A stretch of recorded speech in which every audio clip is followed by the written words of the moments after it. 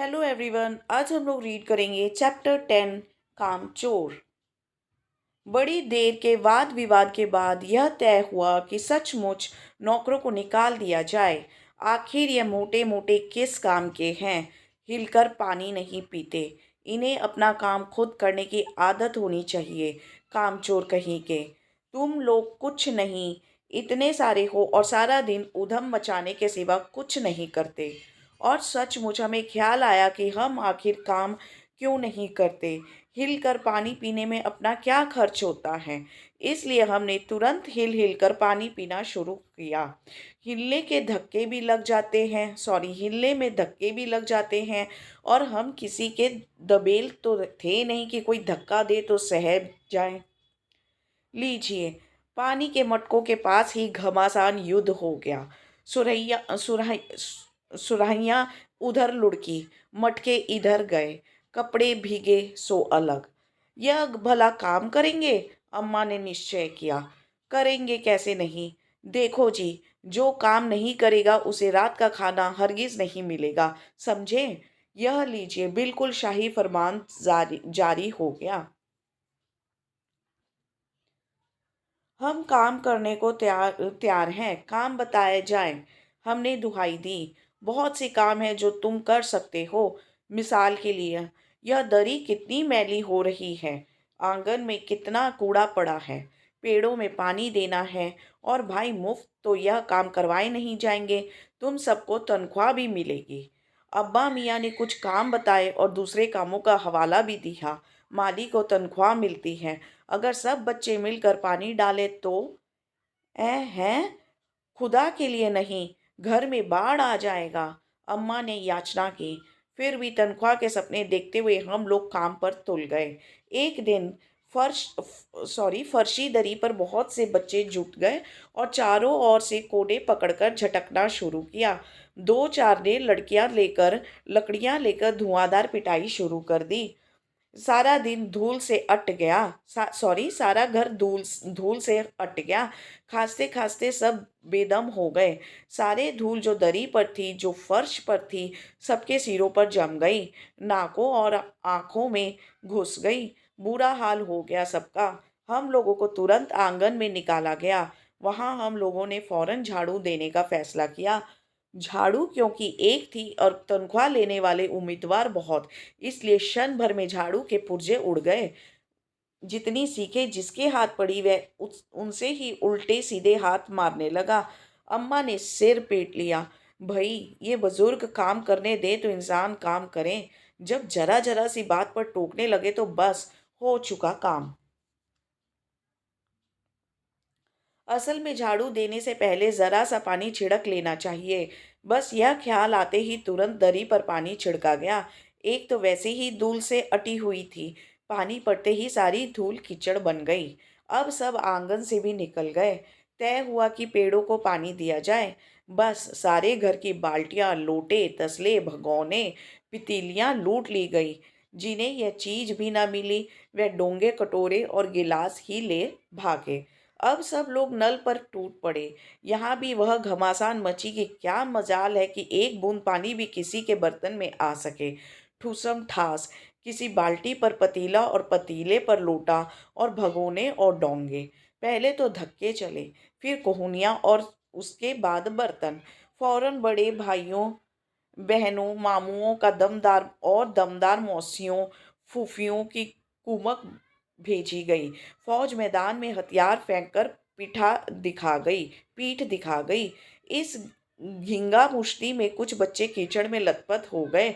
जिन्हें नहलाकर कपड़े बदलवाने के लिए नौकरों की वर्तमान संख्या काफी नहीं थी। पास के बंगलों से नौकर आए और 4 आना प्रति बच्चा के हिसाब से नहलवाए गए। हम लोग कायल हो गए कि सचमुच यह सफाई का काम अपने बस की बात नहीं और ना पेड़ों की देखभाल हमसे हो सकती है। कम से कम मुर्गियां ही बंद कर दें। बस शाम ही से तो जो बांस, छड़ी, हाथ पड़ी लेकर मुर्गियां हाँकने लगे। चल दड़बे दड़बे। पर साहब, मुर्गियों मुर्गियों को भी किसी के हमारे विरुद्ध भड़का दिया था। ऊट पटांग इधर उधर कूदने लगी। दो मुर्गियां खीर के प्यालों में जिन पर आया चांदी के वर्क लगा रही थी, दौड़ती फड़फड़ाती हुई निकल गई। तूफान गुजरने के बाद पता चला कि प्याले खाली हैं और सारी खीर दीदी की कामदानी के दुपट्टे और ताजे धुले सिर पर लगी हुई है। एक बड़ा सा मुर्गा अम्मा के खुले हुए पानदान में कूद पड़ा और कत्थे चूने में लुथड़े हुए पंजे लेकर नानी अम्मा की सफेद दूध जैसी चादर पर छापे मारता हुआ निकल गया। एक मुर्गा दाल की पतीली में छपाक मारकर भागी और सीधी जाकर मोरी में इस तेजी से फिसली कि सारी कीचड़ मौसी जी के मुंह पर पड़ी, जो बैठी हुई हाथ मुंह धो रही थी। इधर सारी मुर्गियां बेन कैल का ऊँट बनी चारों तरफ बेनकैल का ऊँट बनी चारों तरफ दौड़ रही थी। एक भी दड़बे में जाने को राजी न थी। इधर किसी को सूझी कि जो भेड़ें आई हुई हैं, लगे हाथ उन्हें भी दाना खिला दिया जाए। दिन भर की भूखी भेड़ें दाने का सूप देकर जो सबकी सब झपटी, तो भागकर जाना कठिन हो गया। लष्टम पष्टम तख्तों पर चढ़ गई, पर भेड़ चाल मशहूर है। उनकी नज़र तो बस दाने के सूप पर जमी हुई थी। पलंगों को फलांगती, बर्तन लुढ़काती साथ साथ चढ़ गई। तख्त पर बानी दीदी का दुपट्टा फैला हुआ था, जिस पर गोखरी, चंपा और सलमा सितारे रखकर बड़ी दीदी मुगलानी बुआ को कुछ बता रही थी। भेड़ें बहुत निसंकोच सबको रौंदती मेंगनों का छिड़काव करती हुई दौड़ गई। जब तूफान गुजर चुका तो ऐसा लगा जैसे जर्मनी के सेना टैंकों और बमबारों सहित उधर से छापा मारकर गुजर गई हो। जहां जहां से सूप गुजरा, भेड़ें शिकारी कुत्तों की तरह गंध सूंघती हुई हमला करती गई। हज्जन माँ एक पलंग पर दुपट्टे से मुंह ढाके सो रही थी। उन पर से जो भेड़ें दौड़ी तो ना जाने वह सपनों में किन महलों की सैर कर रही थी। दुपट्टे में उलझी हुई मारो मारो चीखने लगी। इतने में भेड़ें सूप को भूलकर तरकारी वाली की टोकरी पर टूट पड़ी। वह दलान में बैठी मटर की फलियां तोल तोल कर रसोइये को दे रही थी। वह अपनी तरकारी का बचाव करने के लिए सीना तान कर उठ गई। आपने कभी भेड़ों को मारा होगा तो अच्छी तरह देखा होगा कि बस ऐसा लगता है जैसे रुई के तकियों को कूट रहे हों। भेड़ को चोट ही नहीं लगती, बिल्कुल यह समझ कर कि आप उससे मजाक कर रहे हैं। वह आप पर ही चढ़ बैठेगी। जरा सी देर में भेड़ों ने तरकारी छिलके समेत अपने पेट की कढ़ाई में झोंक दी। इधर यह प्रलय मची थी, उधर दूसरे बच्चे भी लापरवाह नहीं थे। इतनी बड़ी फौज थी जिसे रात का खाना न मिलने की धमकी मिल चुकी थी। वे चार भैंसों का दूध धोने पर जुट गए। धूली बधूली बाल्टी लेकर आठ हाथ चार थनों पर पिल पड़े। भैंस एकदम जैसे चारों पैर जोड़कर उठी और बाल्टी को लात मारकर दूर जा खड़ी हुई। तय हुआ कि भैंस की अघाड़ी पिछाड़ी बांध दी जाए और फिर काबू में लाकर दूध धो लिया जाए।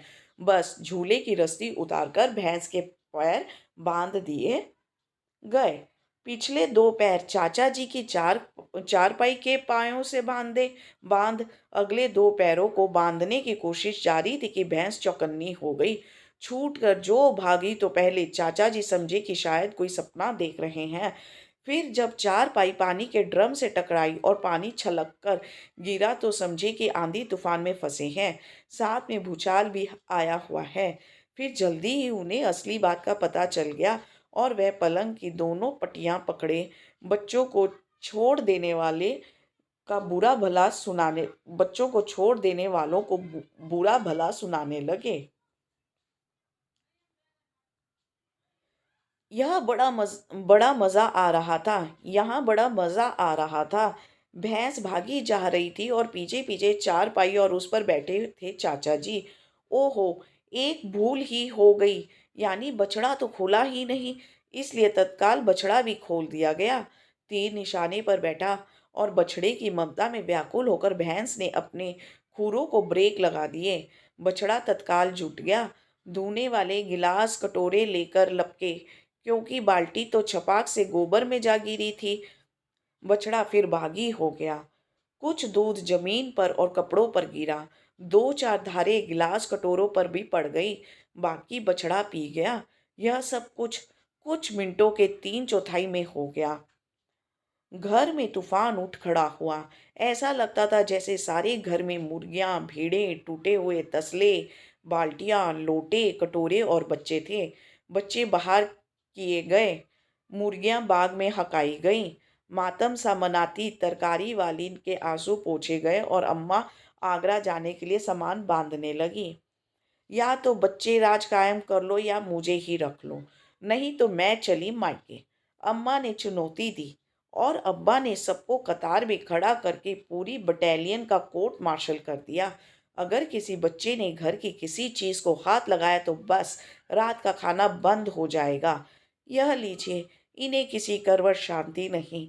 हम लोगों ने भी निश्चय कर लिया कि अब चाहे कुछ भी हो जाए, हिलकर पानी भी नहीं पिएंगे। लेखक हैं Ismat Chughtai. Thank you very much everyone. Have a nice day.